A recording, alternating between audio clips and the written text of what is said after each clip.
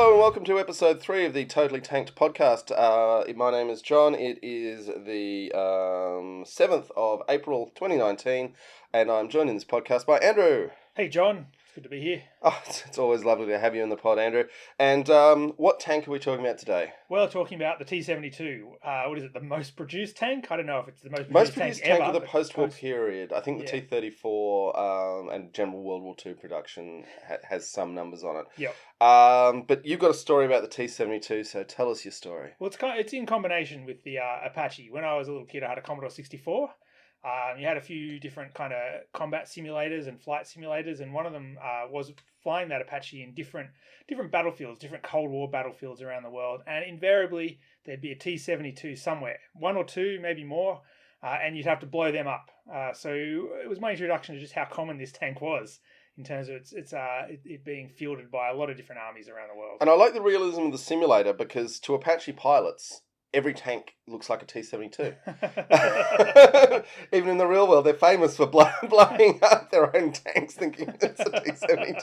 So they really nailed that one on a very meta level, which I applaud. Well, there wasn't. I don't recall any options for friendly fire in that right. game. Yeah, maybe that wasn't my thinking as Every a tank that you saw was a T-72, though. Yeah. No, there are other tanks there. You had friendlies. There'd be other enemy tanks. So there would be 55s Mm-hmm. and various other tanks, but there would always be a T-72 somewhere lurking around. Yeah, right. And it was that commonness of it that stuck in my mind. Was it a tough tank in the terms of the game? You couldn't just machine gun it. You had to missile that Yeah. to get rid of it. Yeah. So, Commodore 64 is not the most complex of computer platforms. In terms of what they had there. I often found those old 80s and 90s era simulators got a surprising amount of things right. Well, in terms of the way I've never flown a helicopter, but it was a complex thing to get that helicopter into the air and getting it moving forward. It wasn't just simple point and click of the joystick. You had to think about where your nose was pointing and how to move forward while keeping the nose down or up. So it had some things that kept my was I then preteen? Yeah. Kept you exercised. Kept me exercised. Yeah, but I doubt it was. You have flight sticks now and all kinds of stuff. But that's not T-72s. No, we should talk about T-72s. Development of the T-72. So in the 1960s, the Russians had a project for the T-64, and this was quite a departure from their doctrine, where they were going to build a really hyper-modern tank with lots of modern features. It had turbine engines, which is famously the M1 Abrams uses today and looks down at the rest of the world for not having turbine engines. Russians had it in the 60s in the T-64. Couldn't quite make it all the high-tech gizmos work, and it was costing a lot of money. And particularly the Russian export markets were saying, we're not buying that. Yep. If we want to buy an expensive tank, we'll buy a Leopard. Yeah. We're coming to you for the basics. Yeah. And so they started the T-72 project very much going back to proven technology. And... Well, you were saying earlier they put a T-34 engine into it? Yeah. The same engine as in the T-34. Admittedly, I would hazard a more refined version than many of the ones that were knocked out on Friday afternoon in the war years. They didn't just switch an old factory back on somewhere. Yeah. But in its fundamentals, it was the T-34's engine. And in the end, they produced... And this is always a problem with Soviet hardware, is that they play top trumps rather than an integrated weapon system. So in terms of the raw stats, as a paper tank, it's incredible. Well, it's light. Was it 40 tons? 40 tons. That is before you put all the extras onto it, but that's still pretty light. Yes. Yeah. And that means the engine doesn't need to be as powerful and all of that. And also you've got the 125mm smoothbore cannon, which is still the biggest tank gun going around. And you can also fire a missile out of that cannon. Yeah. just for extras. Yeah. It can go underwater, can't it? It can swim. It's a submarine. At least sink and keep moving. You can keep moving while it sinks. If you go looking on the internet at T-72 pictures, and I recommend that you do if you've got any interest in tanks, because it's one of the most pretty tanks, I think. In the world of form, following, function, in terms of what looks tanky, a T-72 with all its gear on just looks amazing. They're quite squat, aren't they? They sort of look like a pancake of a tank. Yeah. We'll talk a bit about the amphibious nature of the T-72. So it's got this snorkel, about a 3 meter snorkel, which on the 2 meter height of where they bolt it on, it gives them 5 meters of water depth that it can theoretically traverse. But if it stalls, they've got 6 seconds to get that engine going again. Yeah. I mean, if I was the tank commander looking at the driver and we're about to plough into the Danube, I'd be saying, don't stall it. Yeah. Keep the revs up. And as I understand with the steering, it doesn't have a steering wheel, this one. It still uses the yokes, don't they? Is it yokes? I thought it. Okay, you tell me. I thought it was still using the levers, but that might be my misreading of what's going on there. It just doesn't have a simple steering wheel. No. I mean, the Russians have always taken the view that the average recruit doesn't know how to drive a car, so there's no point making the tank like a car. Yep. Fair enough. Whereas the Germans and the Americans work on the basis that we've got loads of people who know how to drive cars. The more we make the driving position like a car, the less training we have to do. But, okay, so you've got this snorkel, and rivers are muddy things. You've never seen a river of any size that's going to cause you any trouble crossing that you can see the bottom of. And the idea that you're going to plunge your tank, which already has bad visibility, into water with no visibility and hope that if you just keep going at some point you're going to break water out the other side, it's a bit terrifying. We'd be looking at the driver. Here's our start point. This is the end point where we should be coming out. Don't screw it up. Yeah, follow the compass. And in a Fulda Gap style scenario where the Russian hordes invade Germany, and admittedly, now the 40-ton tank over the average NATO average 60-ton tanks gives you a huge advantage for a start, that there's a whole bunch of bridges that you can drive across that they can't, and that the enemy might not even be thinking about in terms of denying, because they're little bridges. Although I imagine once the T-72 word got around, they started thinking a lot more heavily about their 40-ton bridges. But if I was defending against this onslaught and I had this advertised capacity to swim through 5-meter deep rivers, I'd be dropping a lot of tank traps in my rivers. Yeah, I think. Well, it does force your opponent to think about how they're going to defend when you've got that kind of tank coming. But I also think I mean, they were playing what. They were planning a withdrawal, a defensive withdrawal in Germany, weren't they? Withdraw and funnel the enemy into killing grounds, and then there may or may not have been nuclear landmines buried under those,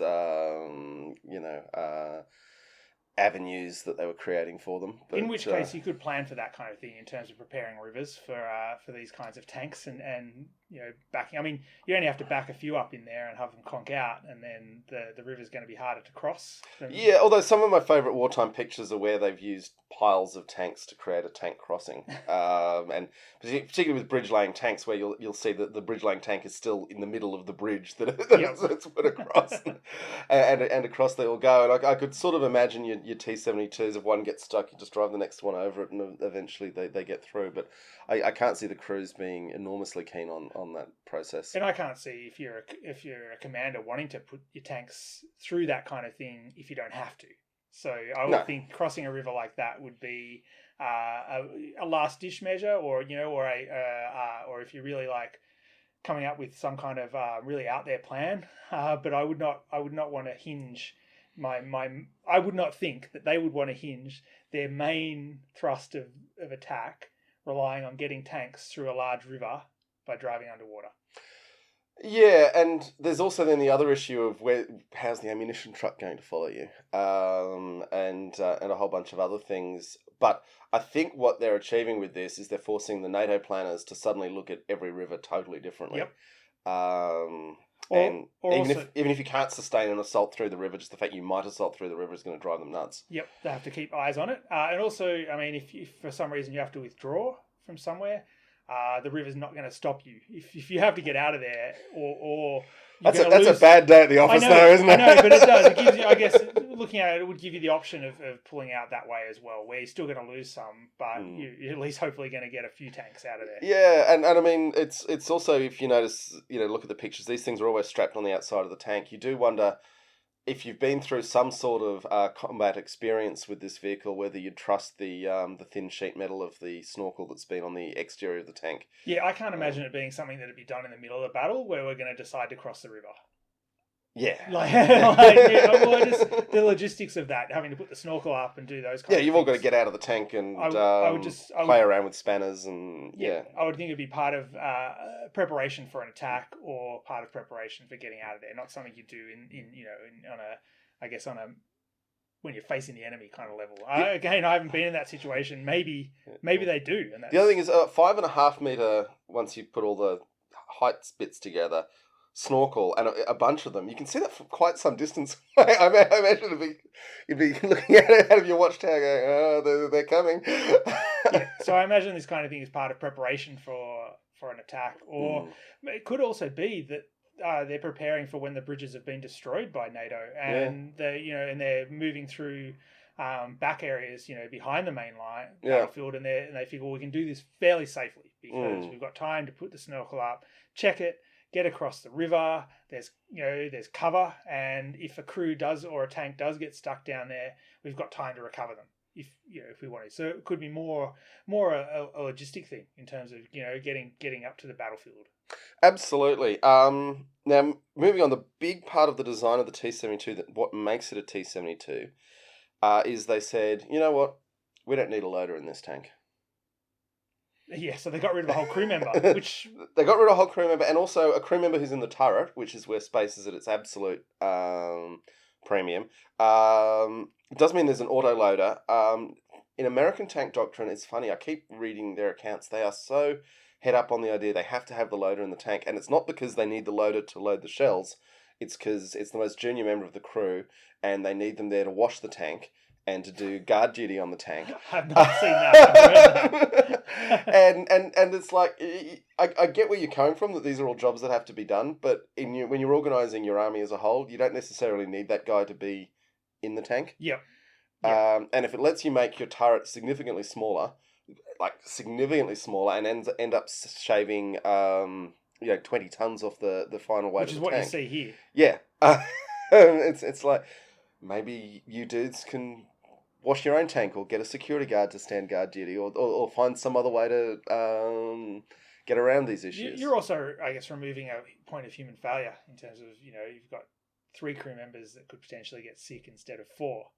Yeah. I have heard, and if you like tanks, I highly recommend the Chieftain's YouTube channels. The Chieftain reckons, and he drove American tanks in combat, so he knows, that in general, you can fight in Abrams with 3 people, and if a crew member gets sick, they don't put a non-member of the team into the tank because that'll stuff up with the training that stuff up their teamwork. Yeah. So they'll go out with just 3 in the tank, rather than take a replacement. Yep. And now, obviously, in a T-72, when you're already down a crew member to begin with, if someone gets sick, you either have to bring in a replacement or not send the tank out. Yeah. There's a cost, but at the same time, it made the tank so much lighter, so much smaller, and then you get to the arguable questions of, is an auto loader better than a human loader? And you'll hear guys say, a trained loader can load the tank in, 2/5 of a second, that sort of thing. But you don't always have a trained loader, and an auto loader gives you the same reload rate every single what I was time. Thinking. In terms of planning your shots and momentum and movement, I would think that an auto loader would have its benefits.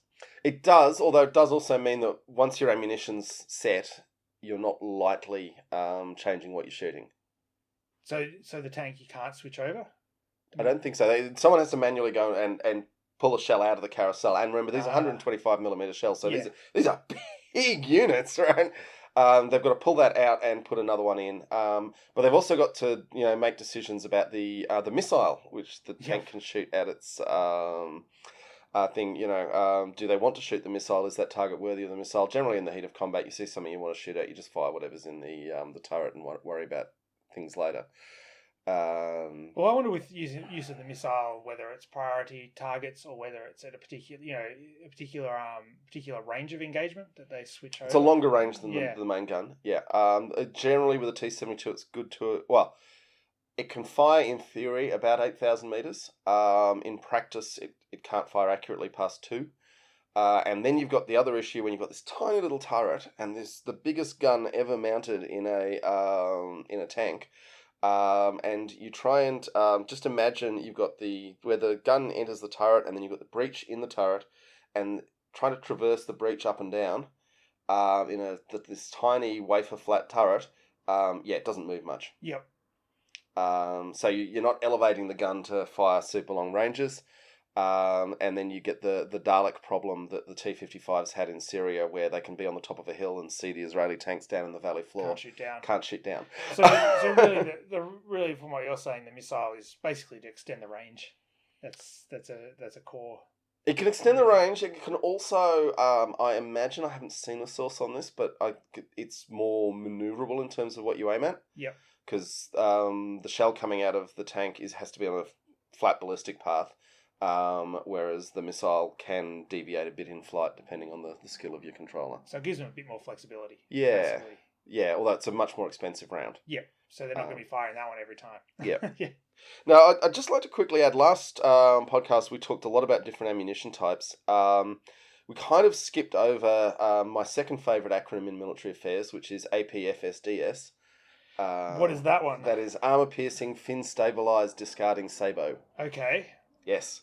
And that's pretty much what everyone is moving to, except the British, because they've got rifled barrels. But everyone using smoothbore is moving to as their standard go-to tank killing round. And it's basically a huge metal lawn dart, which is encased in what they call sabots, which literally just means shoes or shoe. And when it fires out of the muzzle, the sabots are discarded. Incidentally, are a real danger to any nearby friendly infantry who might be in the path, but don't stand in front of the tank is a good piece of life advice. And so it fires what they call like a hyperkinetic penetrator, or kinetic penetrator is another shorter initial KP. And that then uses its special shape to try and drill its way through the target tank. But so that is well worth mentioning because it's very much the American standard way of killing armoured vehicles, and Russian kinetic penetrator designs are also very sophisticated. So that is kind of where the state of the art is at the moment. And so with the T-72, one of the things that I found interesting in the reading was that post-Cold War, the assessment was that because of the T-72, at least the ones that the actual Soviets had, yes, as opposed to the ones that were in the Warsaw Pact or other militaries, gave them tank parity to NATO was the assessment. Potentially better tanks. Yeah, in terms of their ability to survive and the armor, the level of armor not allowing penetration, combined with what you're saying in terms of the firepower that they carried. Yeah. That idea that the better tanks would allow them to overcome numbers was potentially not true. Yeah. I mean, I read a really interesting declassified CIA, dated I think 1999. So a little bit out of date, but interesting, real hard data. And they made a comparison that no one talks about the quality of the horses when Custer fought the Indians at the Little Bighorn. Yeah. Okay. So they're saying the Russian tank is as good as our tank. And considering that the Russian tank costs roughly a fifth of what the American tank costs, and is much more robust and reliable and has a easier service chain, that's a huge achievement. Yeah. Let's see. Now, as the T-72's design rolled on, they've added more and more and more stuff to it.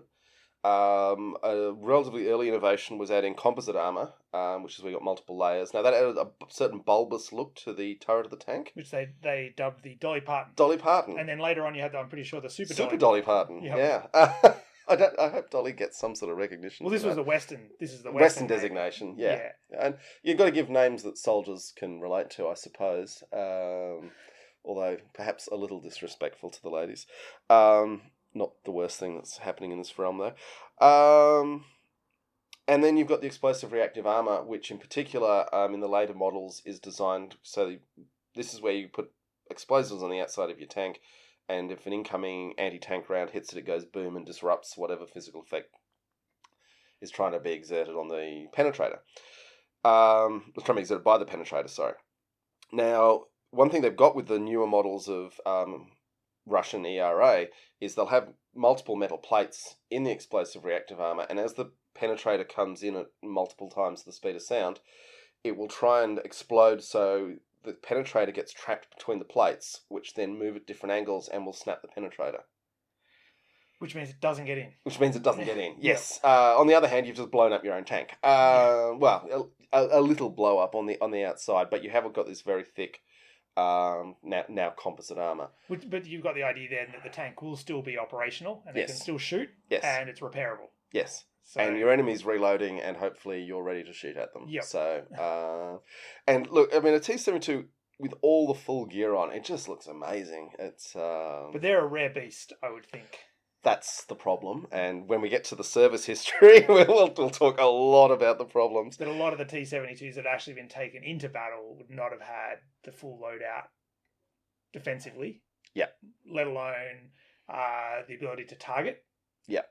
So when we're looking at them and where they're used, that could be kept in mind. That said, though, they've still had some huge operational successes. Yeah. Let's. Anything else you want to talk about development and design? No. I think we've covered every. Oh no, there was one thing I found interesting, and this I think speaks to maybe the thought that the Soviets did think they were going to get invaded, because there has been written that they took advantage of the smaller size of these tanks to actually design some of the streets and some of the areas that they thought within the Warsaw Pact and Russia that they might fight, to allow two of their tanks to operate side by side, and they thought that only one NATO tank would be able to operate within that same area, allowing them to double the firepower. And I don't know how far and wide logistically that was, but if you could get that in a few key areas and get them to fight in those few key areas, that would give you a huge advantage, I would think, when you're also looking at these tanks being really capable. Yeah. Yeah, and then you're allowing them to gang up 2-1. Yeah, I mean, that sort of city fighting, you just imagine every single road ends up clogged with burned out tanks, and very quickly. I wouldn't. I guess I don't want to be part of tank warfare any old time, but no. But I think these are all. It's giving options. Yeah. I mean, with the realization that things won't be ideal, but if there's options there when they do come up and you can take advantage of them, then that would give you a huge bonus when you. I mean, up until recent events in Iraq, the Russians had way more experience using tanks in urban environments. I mean, way more. Be it invading Warsaw Pact countries when they get funny ideas, or just the last days of the Third Reich, through to the wars in Chechnya. The Russians have a lot of very unfortunate, bitter experience in using tanks in urban settings, which would then inform subsequent designs and how they're approaching, I guess, their strategies and tactics. Yeah. I mean, there's the famous one where the Hungarians painted dinner bowls green and put them on the road in front of a column, and the whole column sat there because it didn't want to cross what it thought was landmines. I have not heard about that. That's amazing. So is that actually true? It's true. Yeah. Okay. Yeah. Which is why you always need infantry covering your tanks to go up and poke the bowls and say, no, it's just a bowl. Or even worse, put a few real ones amongst the bowls. Well, yeah. If you've got real ones, Given this situation, it sounds like they didn't have real ones, so it was a successful delay. Yeah, well, they still lost. But, okay, let's talk about operational use. Wow, this tank has been everywhere. Been everywhere, done everything. It's won some, it's lost some. I think it'd be interesting in terms of, I mean, where it won some was the Iran-Iraq war, as I understand it. The slaughter of the chieftains. Tell us about that one. Well, the chieftain's one of those tanks that it's got this fanboy following, and I think it's because it looks cool. I mean, it was one of the war memorial. Is that a chieftain? Is there no, Centurion's the one at the front. Okay. Yeah, it's Chieftain looks like something out of Robotech. Yeah, okay. It's got this sort of like melted, curvy design. So it looks like it should be great. It looks like it should be great. It had a good gun. It had a lot of armor.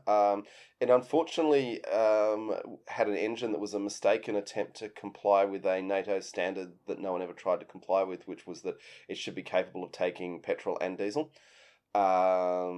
and they ended up with an engine that wasn't very good, and to convert it to petrol use required an entire troop of Royal Engineers.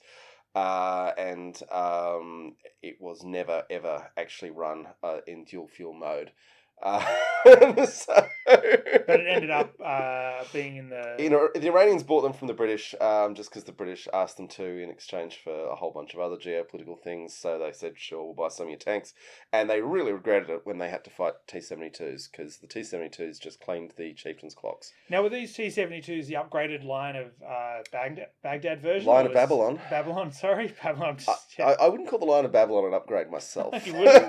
No. I don't know which variants it was. I think the line of Babylon was a little later. I think that was the 1980s. Yeah, okay. Well, the Gulf War did happen in the early 80s. Iran-Iraq War, certainly the T-72 did extremely well. Syrian T-72s wiped out very large Israeli tank detachments in the Golan Heights, southern Lebanon fighting. Led to a lot of development in Israeli tank design. Coming out with their own tanks rather than relying on others. Up until 1990, the T-72 was looking pretty good. And then the Gulf War happened. Yeah, well, they faced a lot more than tanks in the Gulf War, I feel like, the T-72. They did. Now, part of the problem was the line of Babylon variant did not generally... I've never seen a picture of it with reactive armour on. And once you take the reactive armour away, you basically half the tank. Yep. Particularly against advanced penetrators. The famous one is the Battle of 73 Easting, which was in Iraq, which is, I believe, the biggest tank battle since World War II. The Soviet armour, the Soviet-made armour, the Iraqi armour got slaughtered by M1s. Now, part of the problem was Iraqi command and control is not good. Iraqi combined arms integration, not good, not something they spend a lot of money on. Because of their poor command and control, they tended to dig their tanks into revetments in the sand and treat them like artillery pieces, and which made them an easy target. Yeah. And also, if you take away a tank's mobility, you've taken away most of its why it's there for. A tank? Yeah. Yeah. They should have just dug artillery pieces into the sand if that's what they wanted. Yep. So they were definitely used badly. They were definitely not a top-notch variant of the T-72. And they were fighting the top-notch version of what the Americans had. Yeah. So. Yeah. That was fighting M1 Abrams, and particularly, I believe the battle was fought either in a sandstorm or at night or both. So you're really giving a strong advantage to the military that has other the best means. night vision gear. Other means of seeing. Yeah. But the T-72's reputation took a huge hit after the war. Everyone who was in the market to buy tanks was like, I don't want to buy that T-72 rubbish. What did they do? Because, the Russians very cleverly took the T-72 BU, which admittedly was a T-72 with most of a T-80's turret on it, and they renamed it. And then everyone bought that. And that's the T-90, which is still, the huge numbers of those getting made these days. Have there been many T-72 versus T-72 combats? I'm pretty sure you might have had some of that maybe in the Ukraine. Yeah, and the South Ossetian War, where you might remember Vladimir Putin declared war while he was at the Beijing Olympics. No, I do not. And invaded Georgia. I remember that. I don't remember the declaration during the Olympics. No, he was literally at the Beijing Olympics opening ceremony calling his people on his phone saying, let's go. Anyhow, look, the Georgians I would not rate as top-notch opposition without meaning any offence to Georgians.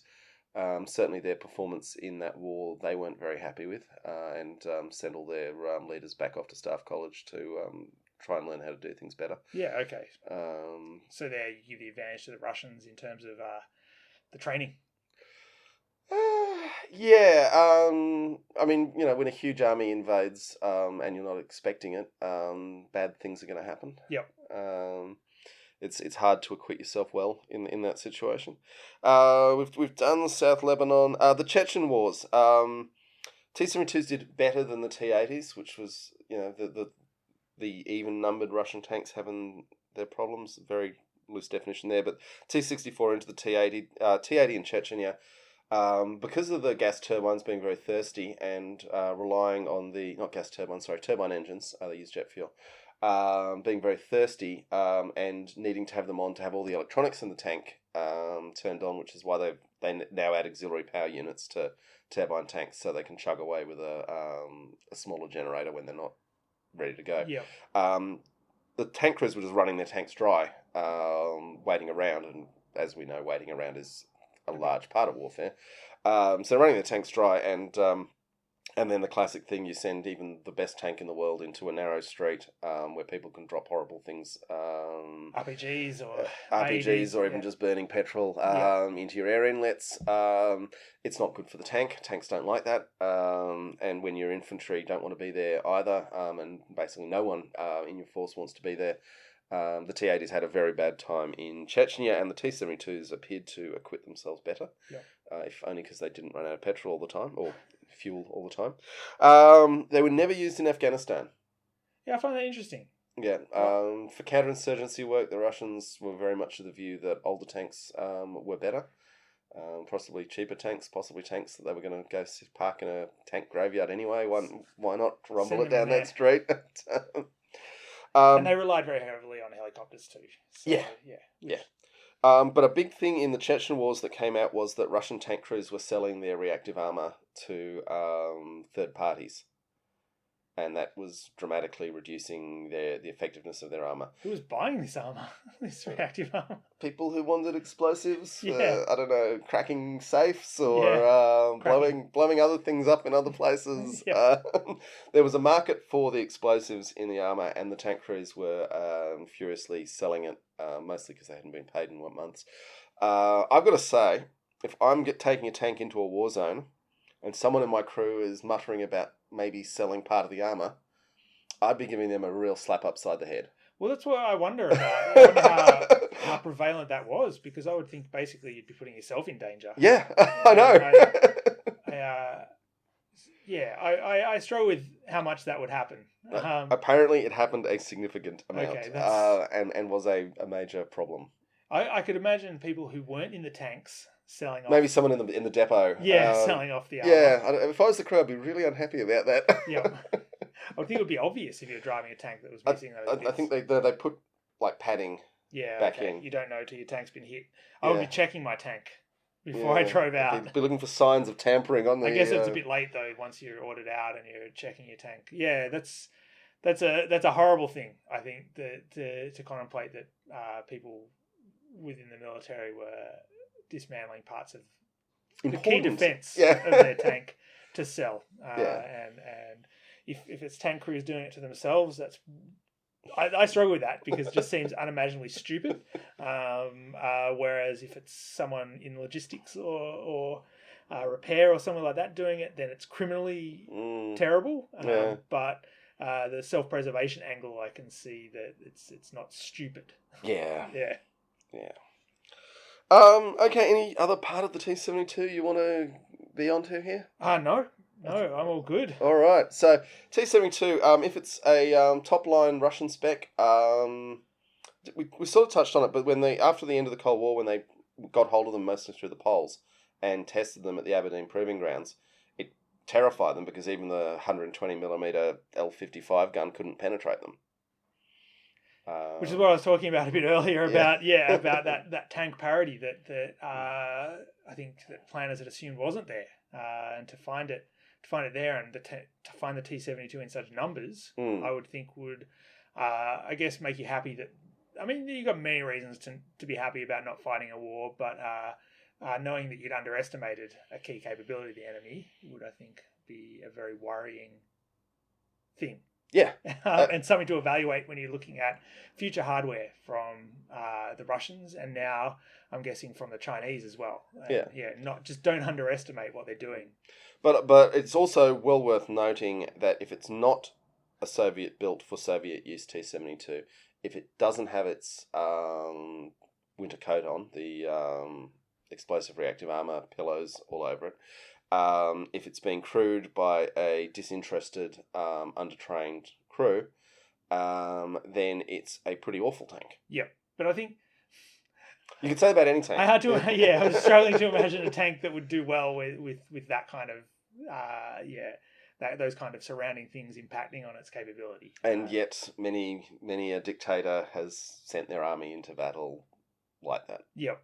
I mean, so it happens. I think it just means the T-72 brand in and of itself isn't enormously strong. But as we discussed in the last podcast, Turkish Leopards in Syria, Saudi M1s in Yemen, even the best tank, particularly if it's an export version, if it's used badly, is a death trap. And there's a lot of reasons why you don't sell your best equipment and best tank off to another party. You can't necessarily trust. Yeah, and I think that's why the Koreans and the Japanese are making their own tanks as well, is because they don't want to be stuck with the export version. Yep, they want a capable tank, and that they understand how its full capability is not what it's missing. Because I think when you design a tank, say the Abrams, with in mind all the full capabilities, and then you strip parts of that out, then I think that's going to have a big impact. Because you've got a whole design that's going to work together. Then you pull out a key part of it. Then that kind of compromise, I think, it's going to compound. Yeah. Well, I mean, history is full of tanks where they've grabbed bits and pieces and stuck it together, and it's worked really well. I'll grant you, the times when it didn't work really well is probably somewhat greater, but they're out there. Anyway, that takes us back to the Matilda. But anyway, yeah. Look, bus engines. Thank you very much, folks, for listening. Look, we've been absolutely thrilled with the growth of the audience on this podcast. Thanks for responding on Facebook. Thanks for your comments on Facebook, and particularly to all the tank builders and operators who've been getting in touch. We really appreciate your feedback. Leave a comment on the social medias, or send us an email to totestanked@gmail.com. Look, we'll be back in a few weeks with another tank. Have we decided that tank? We have not decided that tank. Well, we had discussed one. Yeah. So maybe we won't reveal it here. Maybe we need to discuss it a bit more. Follow us on Facebook. Do be sure to add us to your subscription, however you listen to your podcasts. And if you could give us some stars and a review on Apple, that's kind of where it's all at. Okay. Thank you very much, folks. Thank you, Andrew, for talking tanks. Thanks, John. Thanks for hosting this and putting it all together. No worries.